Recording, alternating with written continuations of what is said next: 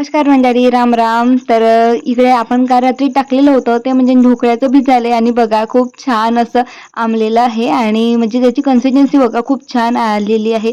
आणि त्यानंतर नॉर्मल आंबट, खारट, गोड, तिखट अशानुसार मी इकडे तिखट, मीठ, हळद टाकलं आहे. तिखट कोणाला वाटेल तर टाका किंवा स्किप केली तरी चालेल. आणि त्यानंतर साखरसुद्धा टाकली आणि अर्धं मिश्रण मिक्स करून मी इनोची पोळी टाकली आणि त्यानंतर अर्धं मिश्रण मांडताना म्हणजे गरम शिजवताना मी एक पोळी टाकून मांडलं आणि त्यामध्ये मी गरम तेलसुद्धा टाकलं हां. तर त्यानंतर म्हणजे आपल्या व्हिडिओवर कमेंट येत आहे की तू कोणत्या कामात राहते की म्हणजे ब्लॉग येत नाही, ब्लॉग खूप कमी येते. तर ही कमेंट 2-3दा आलेली आहे.